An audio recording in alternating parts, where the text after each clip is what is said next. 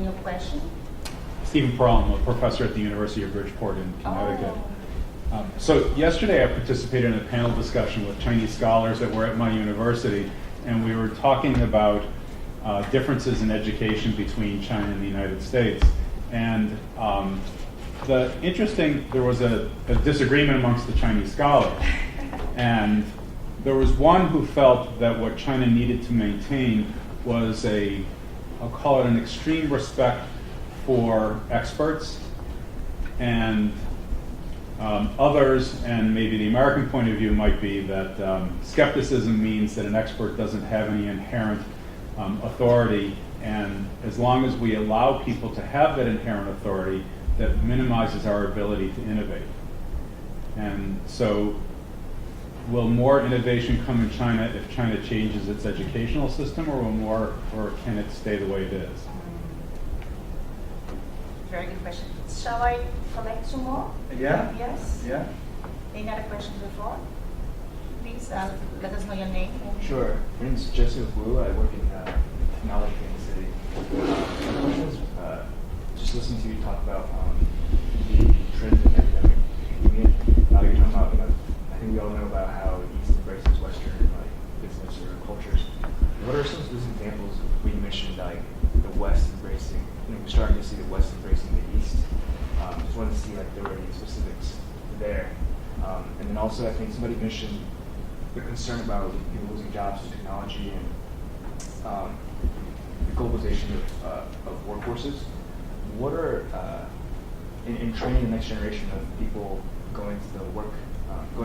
What are some specific skills or or mindsets that you want to see them have? One more? Oh, sorry. Okay, good. Yes. Hi, I'm Shanghai from NYU. I have a question.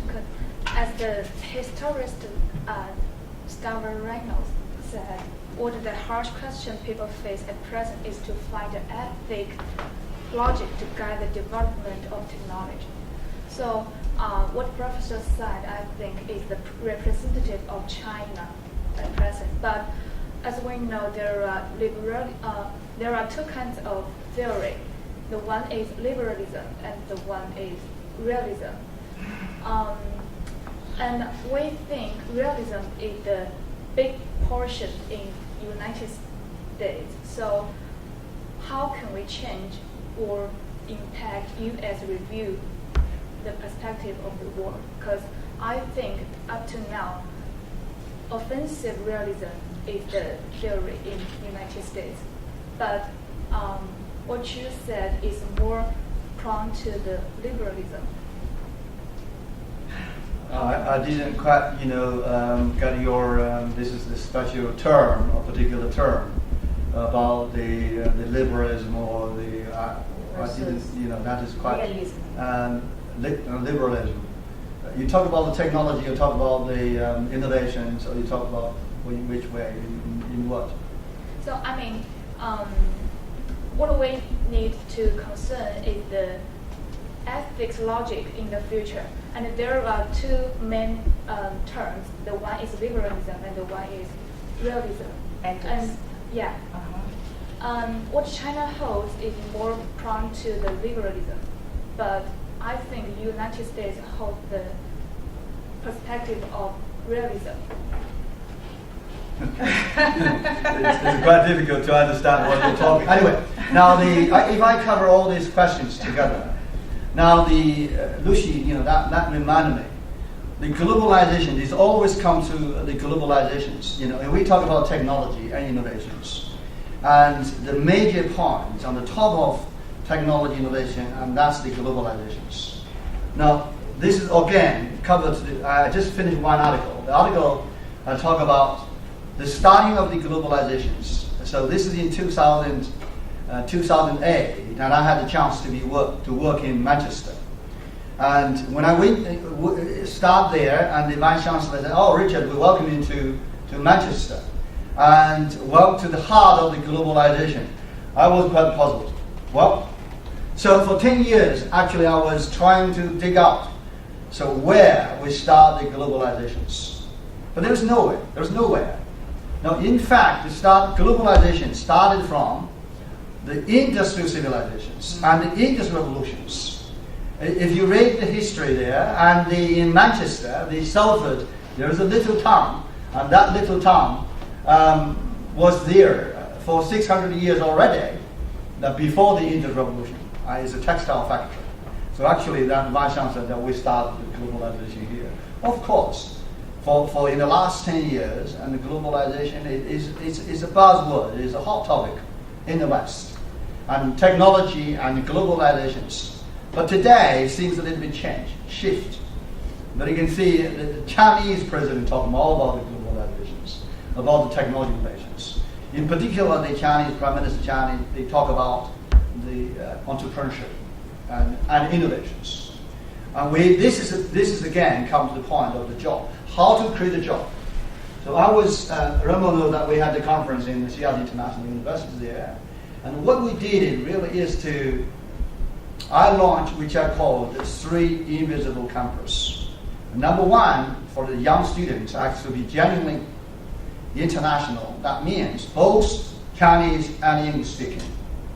One of the invisible campus. So you genuinely able both Chinese and English. You can see in Singapore, for the former Prime Minister insists that my people has to be Chinese and English. And then the people will have better jobs, global market.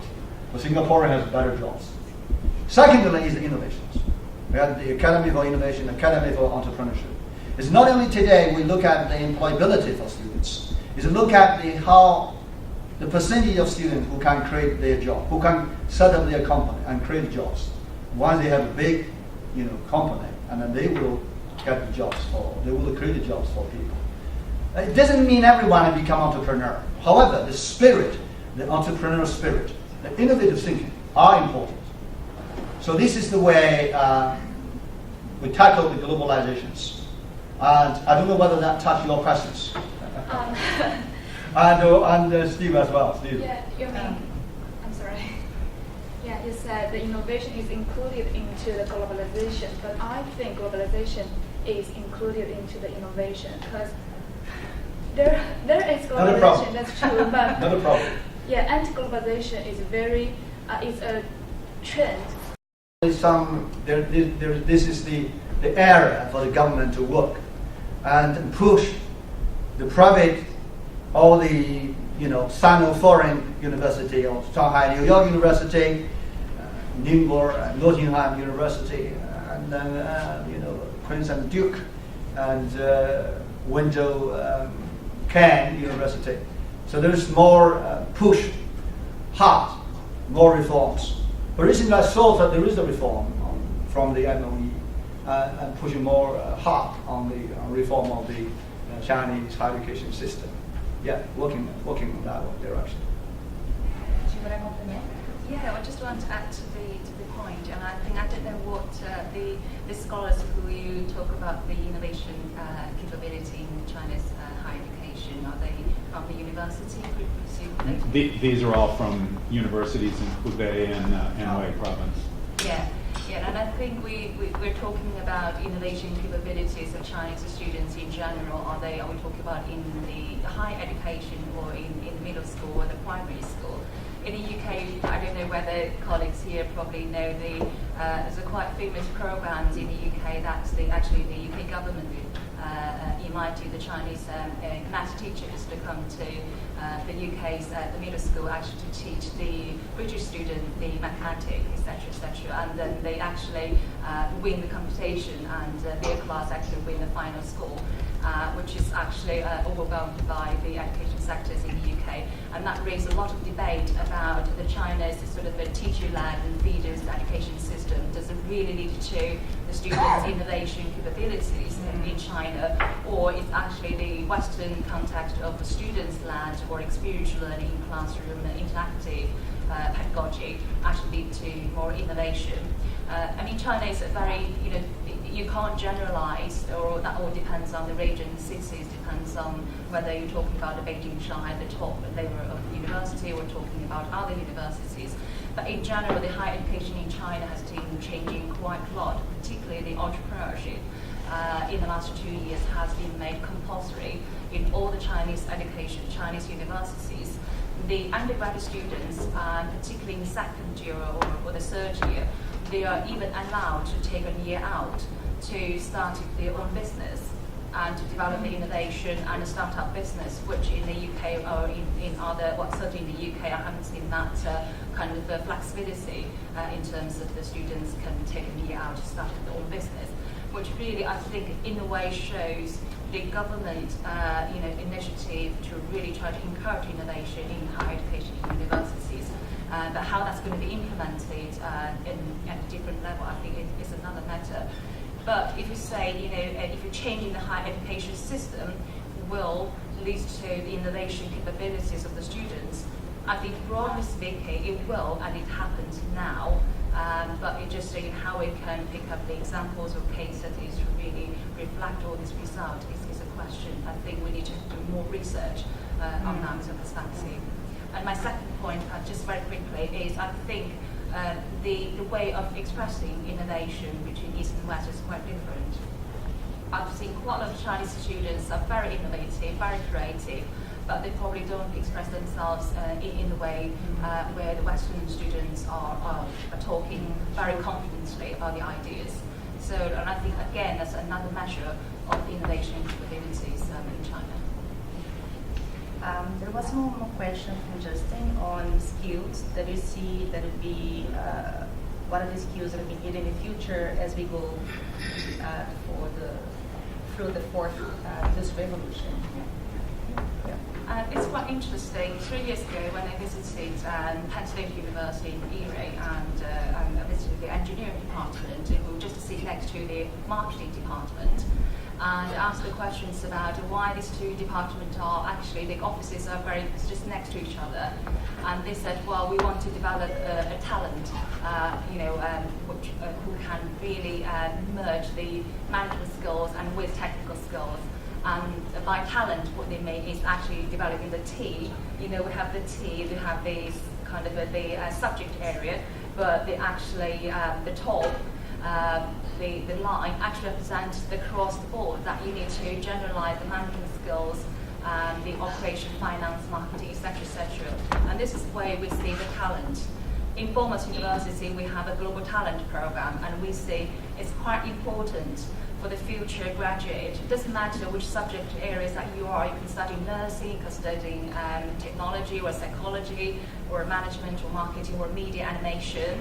Which very important skills for them is really leadership, innovation, and entrepreneurship.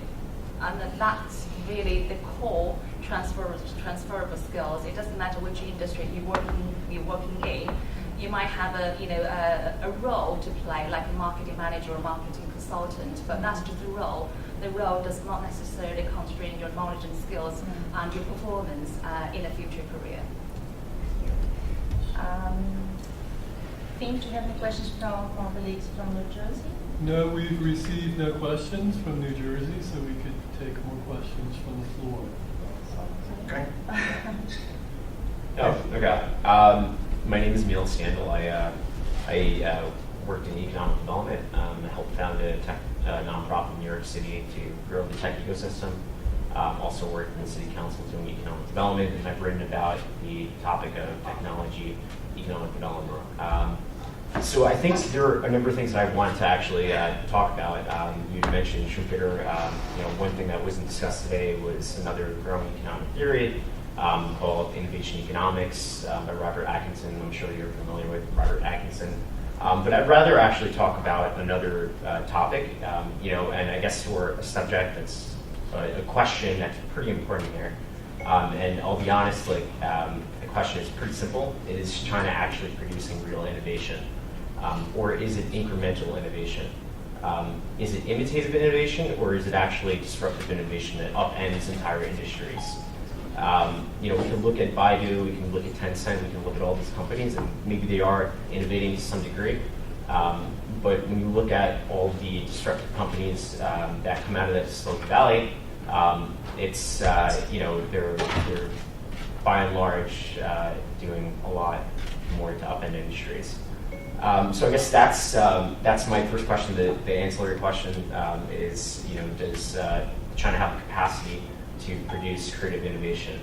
And by that I mean, does it have the diversity of human capital that spurs technology ecosystems like Silicon Valley? 52% of all entrepreneurs are immigrant entrepreneurs in the U.S. Does it have that capacity inherently?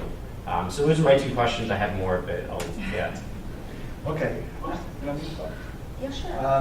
I think I made the comment already on the innovative innovations or the original innovations. And if you look at the innovation strategy and then the innovative innovations and indigenous innovations or collaborative innovations, if you read my book clearly, is on the technology transfer these innovations. And these are all strategy, this innovation strategy. But you have to look at what time. In the particular time, you can be innovative. In the particular time, in that particular time, and it can be innovative or can be indigenous. And there is a big claim, of course, in China. So China is a strong economy and should be indigenous. It doesn't mean indigenous. It doesn't mean it will be indigenous. But the strategy, the most importantly, is the IP. And I was interviewed by Nature, Nature, and also the School of Journalism from Columbia. Talked to me. You make comments about us. So this is actually in terms of the innovative innovation, in terms of the original innovations, the critical innovations, and this is the issue between China and US. And clearly, and this is there will be the blockage.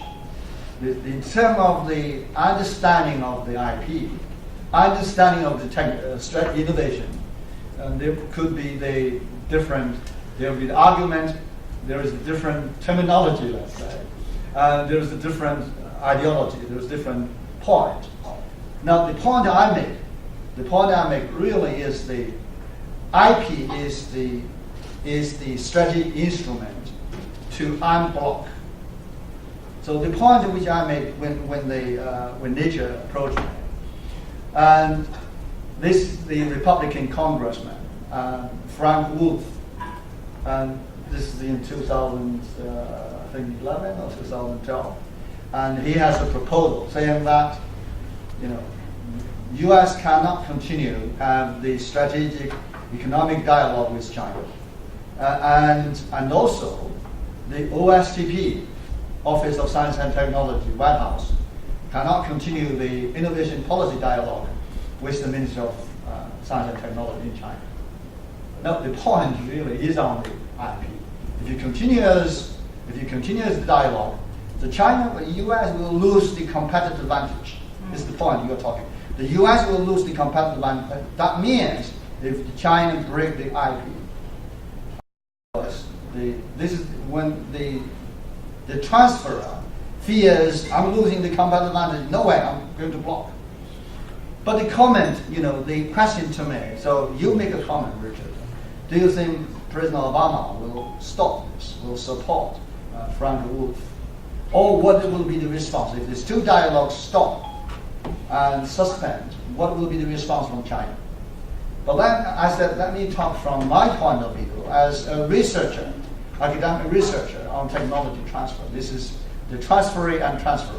That particular point is a transfer is U.S. and transfer is China. And the transfer field losing competitive advantage. If you block the channel, both sides will lose. And then the most important is whether the U.S. will feel that China has a strong IP implementation strategy. And that's all. So that's all. Do you mean a tech transfer between universities, like Eastern to Western universities, or tech transfer, IP transfer from like a university to accelerator or incubator? Well, I'm talking about these two countries. Okay. Not only the Yeah. university. So I'm talking at the strategic level. Yeah. But in fact, President Obama didn't support that proposal. And even this two dialogue continue to become stronger and stronger.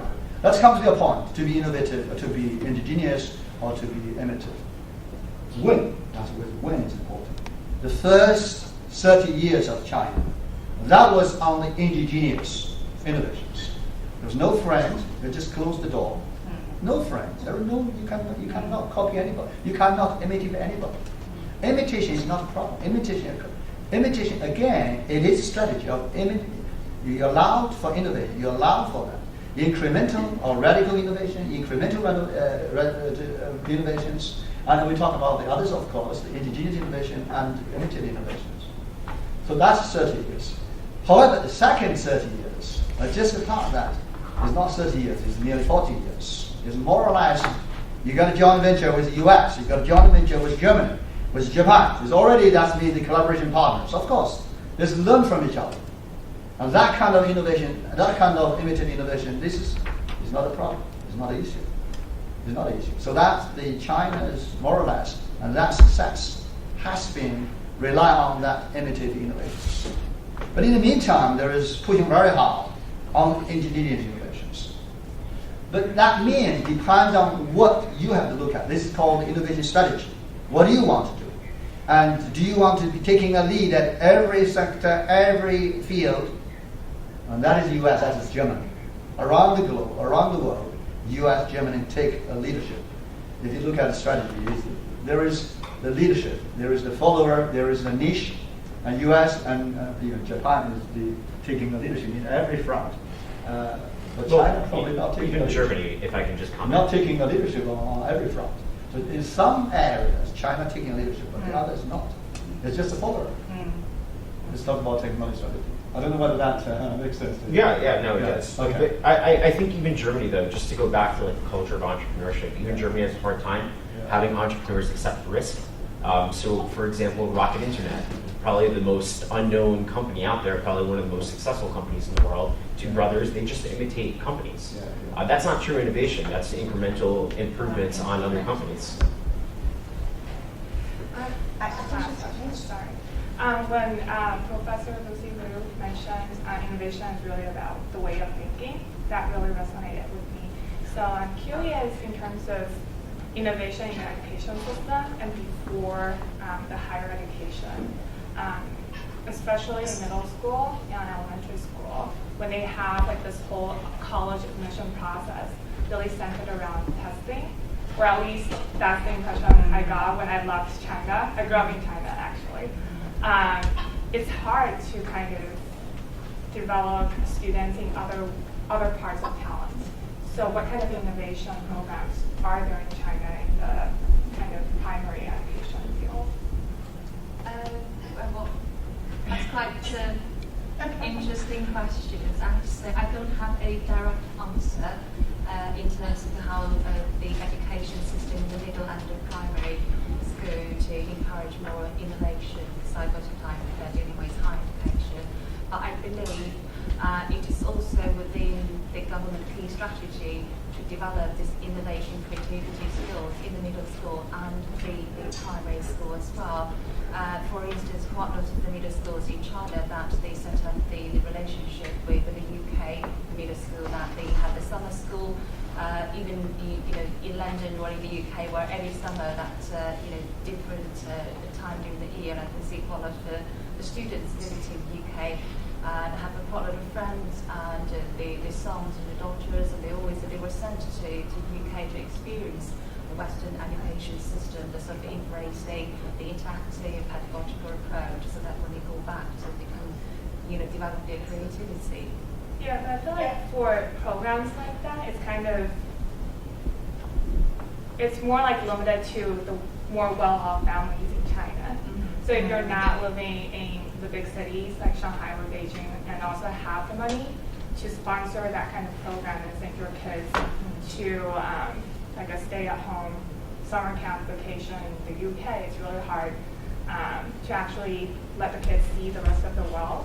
So in terms of, cultivating different perspectives, were there new programs developed? And I know like China is trying really hard, because when I left, they were already debating 素质教育, which is trying to like really encourage innovation.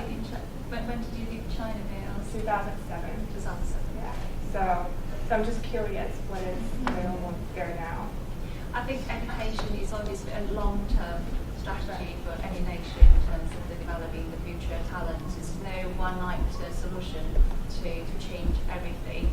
I think we can only make effort for everyone, the graduates, for educators. For instance, our graduates from university, quite a lot of them go back to China and they take part in volunteer teaching in the middle school, not in the coastal cities, but in the middle and less developed areas in China. And also, I think we need to develop the program to train the teachers who teach in the middle school and the primary school as well. So if they find, the mindset and the thinking, the way of, gradually changing, I think that's the way that they can really influence the kids, the children, or the students in the middle school and the primary school to change as well. And I would see that the transformation or change is not taking place in higher education. There's more effort also needs to be done in the middle school and the primary school as well. One of the things that I've heard from Chinese scholars that creates the problem is really a problem of infrastructure, because, and you had said about private schools, and I don't know whether private schools are the solution. The thing is, I think in most American universities, even large ones, NYU is a very large university, but as one progresses through one's education, one's classes get smaller and smaller. And the problem being in Chinese universities, I teach biology in China in the summer, and I have 90 students in class. And at my university, the largest class I've ever taught has been 40. And most classes I teach are 20. And so it's hard to ask questions and think if you've got a class that large when you have, you can't have a discussion with a faculty member when you've got 90 students. And so maybe the problem isn't private education, it's getting more people to teach in higher education and expand. It's an infrastructure issue. So this is the government is working in that way, and you all rely on that state-owned university that couldn't have a better performance.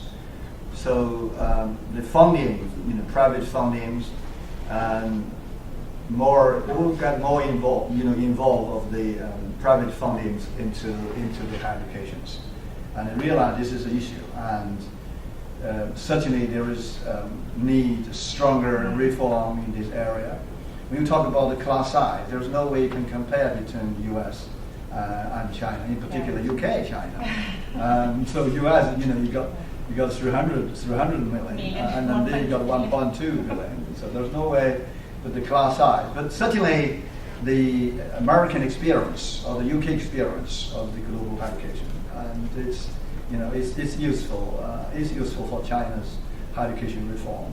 They know that they learned a lot. Let's say a lot at a higher level.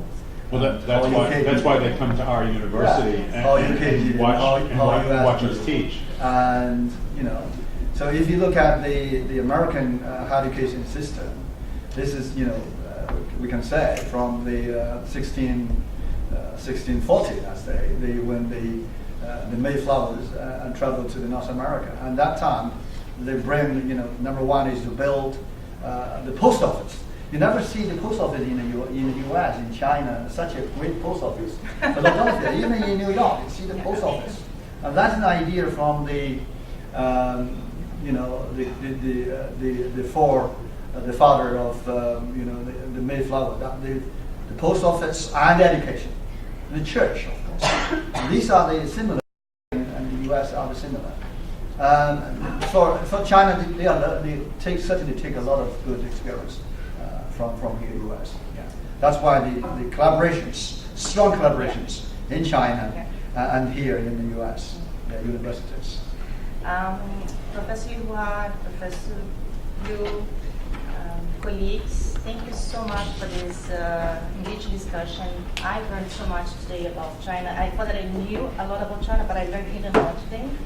And especially from the colleagues, from all the questions, very smart questions, and inspiring questions. So I'd like to also thank you, Hamu and Finn, for inviting me to moderate the discussion. I really enjoyed it. And I have a little token which is in Chinese or in English, which is basically illustrates the work that we do in the United Nations Development Program in Asia Pacific. So you're more than welcome to get a copy either in Chinese or in English.